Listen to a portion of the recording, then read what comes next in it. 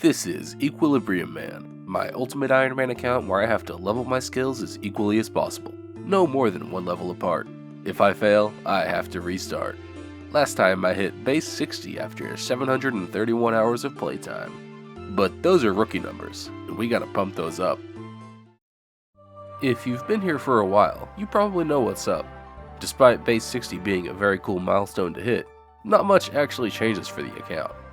But whether you've been here a while or this is your first time stopping by, I figured now would be a good time for a base level circuit in the life of Equalfeller. I'm pretty flexible with my skilling order these days, and what I start with mostly depends on what the previous level circuit ended with. Because I ended base 60 with farming and thieving, that's what I'll start with today. But I can't just thieve mindlessly, spending the whole level worth of experience at once, because I really need to combine thieving for master farmers with doing farming contracts, to make sure no skill falls behind. I can hoard some of the rarer or more useful seeds in my pockets, but while I'm waiting for a contract to finish growing, it's useful to do some other skilling on the side. The most important factor for what skills to work on is inventory space. I sort of split the skills into two categories, ones I can do with a full inventory, and ones that need lots of inventory space to be fun. And I don't really know about you all, but the first skill I think of that doesn't require any inventory space is agility. You can run as many laps as you want, so long as you've got a stack for Marks of Grace to go in. And we've just unlocked the Sears Village course, so that means we get some new scenery for the first time in a while. While working on agility or other skills on the side, I'm also always thinking about, and researching, what skills might be doable for me in the near future, so I can get closer to my goal of a questscape. We're running low on quests at this stage of the account, but I think I can still complete a few this episode. About halfway through the agility level, we break to turn in our farming contract, start the next one, and it's back to agility. And around the time for another farming break, there's 61 agility, first level of the video. There's honestly not a lot of skills in the game that can be done with a full inventory, but fletching is one that only requires a few spaces, so it's always a good fallback for me while waiting on farming. It can get expensive though. Already it can take 100k plus per level if I'm not careful, but I can soften the blow a little with some woodcutting XP. With my shafts and heads in hand from the ranging guild, we just need to buy some feathers from a fishing shop, and we can watch our cabbages grow and fletch. It's only a matter of time until we get the level, 61 fletching. Normally that's just about it for regular skills to do with no inventory space, but lately I've been trying a new crafting method. Varlem War Part 2 just came out recently, and there is a new gem shop that I don't think the other players have locked onto yet. Here I can buy up to 6 uncut gems a world, cut them, hop, sell, and buy some more. It's very tedious, but you net profit doing this method, so it's very helpful for supplementing my cash stack for other skills. Given time and a lot of clicks, there's 61 crafting. Next, we buy a pickaxe. Mining the regular way needs inventory space, but recently I've been going to Shooting Stars to get some nice AFK time in, and that doesn't require much space at all. Today though, I wanted to try something different. I started the Perilous Moons quest so that I could get access to Camtorum. I'm not able to complete the quest just yet, but I can now make use of mining calcified rocks. It's a little AFK, and it nets you some bonus prayer XP, which is always nice. We got 61 mining, unlocking a new pickaxe that I couldn't possibly get. Now let's see how much prayer XP we managed to squeeze out. About 7k, not bad. That's like 3 big bone trips to the Chaos Altar. It's not much of a time soak, and it definitely isn't something I can do forever, but I also still have a little XP banked at the Legends Guild. I can drop 1 dose of XP for 61 herblore. And after a long enough time of AFKing and sleeping too much because there isn't much for me to do, we hit 61 farming. But the waiting time ain't over yet. Now I've got to run through the rest of these herb seeds. There is one last skill that requires an empty inventory, but that we can still work on with a pocket full of seeds, because it requires me to die anyway, unless I want to risk my lifetime savings. And that skill is prayer. I've got 60 minutes on the clock to pick up my stuff before it disappears, and depending on my luck with PKers, that's enough time to safely do 3 to 4 prayer runs. This method has changed slightly since the last time I showed it off. First, no more looting bag, because it helps to take less emotional damage when you die. I just hopped for 1 full inventory of bones. Fun fact, you can quick hop by pressing Ctrl, Shift, and the left or right arrow key to save you a few clicks. Here's where the new tech really comes in though. As I once saw in a Sea Engineer video, PKers are able to scry on the entrance to the Chaos Altar, and if some PK bot farm sees you going in, you'll get hopped on and killed in an instant. To avoid their prying eyes, you can hop to a free-to-play world while you run over. Once you're inside the altar, the scry can't see you anymore, so you can set up your screen however you like for doing prayer training. I like to increase the camera zoom amount so there's less empty space between my inventory and the altar. With everything set up, you can hop to a suitably low populated PvP world and get to praying. I've found that doing my runs this way greatly lowers my chances of seeing a PKer. It's not completely bulletproof though, but if you persevere long enough, you can get to level 61 prayer. Once you've got a new looting bag, you can reclaim your stuff. And since we're resorting our inventory anyway, we can pull out some supplies for other skills, like this combat stuff. Usually I don't have anywhere near this amount of thieving XP available after the farming grind. I chalk it up to having some seeds hoarded over from the previous level circuit. Either way, I've got to spend this XP somewhere, and it just feels like a waste not to try getting more herb seeds from master farmers. We hit 61 thieving, and now our pockets are chock full of herb seeds once again. I think I'm going to temporarily store some of these seeds in my looting bag though, so I can move on with my life. To be honest, farming is one of my biggest time wastes in this series. It's a real pain in the ass, and definitely slows the progress of the series by a lot. But it's my only real method to get herbs, so needs must. Thankfully there's still some stuff I can do even with only a partially empty inventory though.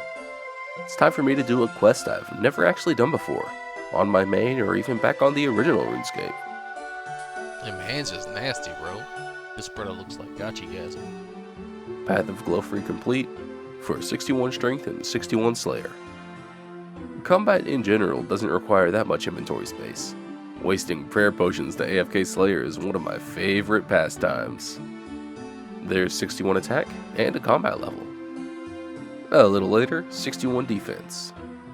61 hit points. More like shit points. And level 61 bone crossbow. Ranged. With combat training complete, it's time to die again. Another new looting bag, and I can swap out my combat gear for more herb seeds. If you don't know a lot about Ultimate Ironman life, there is a lot of dying. My inventory isn't completely empty, but I should have enough space to do some winter time. Break out the warm clothing and over to the Todd we go. The new warmth system is great, by the way. I only wish taking damage didn't stop your fletching action, then it would be perfect. A couple games later, 61 fire making. Next up, Hunter. I kinda fucking hate Hunter rumors, but it's definitely faster and a lot less mind-numbing than spam clicking the eclectic implings for hours on end. You can also get more prayer XP from the loot, and anything that keeps me out of the wilderness for another moment is fantastic in my eyes. Plus, I need more magic logs for a big quest coming up soon. Either way, there's 61 Hunter. Smithing is another skill that only requires a halfway empty inventory. My tactic is to buy up some plate legs and plate skirts in Al-Kharid, run them up the ramp to Meltdown, and making my swords out of that. I don't particularly love this minigame, but it's certainly better than sourcing bars for smithing the old-fashioned way. 61 smithing. Now that I'm finally through with my herb seeds and have the right amount of inventory spaces available, it's time for construction. For that, we go to Varrock, chop some oaks at the lumberyard, turn them into planks, teleport home, remove a larder, build a larder, remove a larder, build a larder, back to Varrock, and repeat. It's pretty dull, but it gets the job done. I got level 61 woodcutting on the way, and then 61 construction. I've only got a few more skills for the level circuit, so we've just got to hit them one by one in whatever order I feel like. First up, fishing at Timber Ross. There's 61 fishing, 3 skills to go.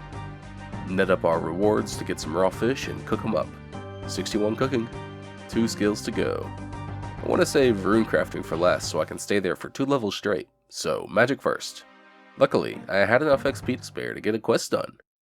Watchtower quest completed, and 61 magic. 1 skill to go. My tactic at Guardians of the Rift is pretty simple. I just get 100 energy for the elemental runes, and then I spend the rest of my time getting as many law runes as I can. I don't care about the points, at all. Just need those juicy laws. Check out those laws, baby. There's 61 rune crafting and base 61. Now, we basically just do the same circuit, but in reverse. things that need an empty inventory first, then onto farming and things that I can do with a full inventory.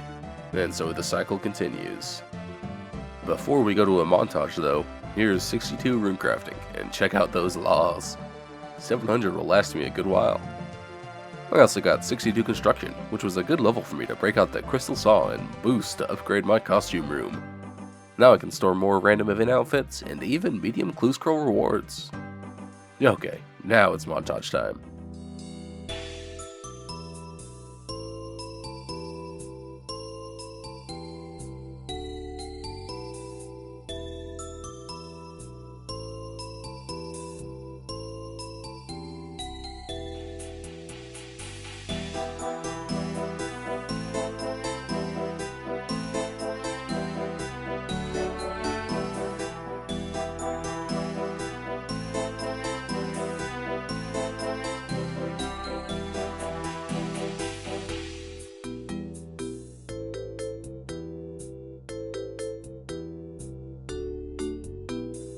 Snappy D's.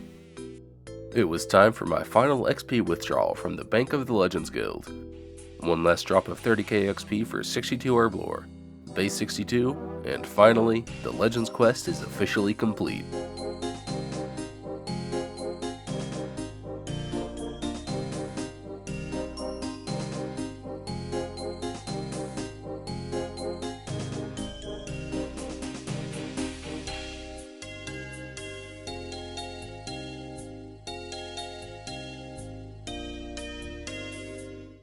By the way, do you realize how insane it is to have prayer as your highest combat stat? I need therapy.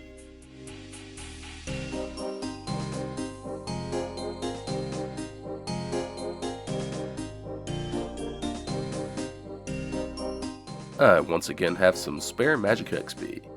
Do you remember me mentioning that I would need magic logs for a later quest? Now's the time. You ever see something like this? Boss 1 down. Diamond placed? Wasn't even close. Boss 2 dead. Diamond planted. And there's a couple of things I can do with this rang too. Completed Curse of the Empty Lord for a 10k XP lamp to throw on Slayer. And there's the General Shadow complete too. 2 more mini quests down. Boss 3 cheesed. Get fucked. Blood. You can mill my balls. Brr. It's cold in here. There must be some. And look at that. Desert Treasure completed.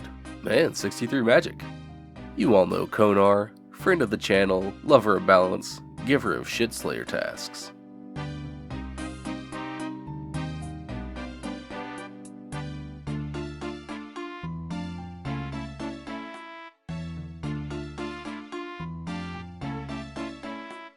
We'll finish out base 63 with thieving some seeds to get myself a nice head start on farming for the next level circuit. There's 63 thieving and base 63. And that's where we'll end it for today. But why? 63 is not a cool number. What a short video. First off, it is a cool number, if you're into gender bending. More importantly though, I didn't want to make you all wait over a month for another video again. And most importantly of all, if I start doing 3 levels in each video, just think about what number's coming up soon. We're ending off today's video at 830 hours of playtime, meaning we managed to squeeze 99 hours into this video alone. See you in hopefully 3 weeks or less for the next one. Once again, a big thank you to my channel members here on screen, especially Jack and Ellie for being my long-standing biggest supporters. Love ya!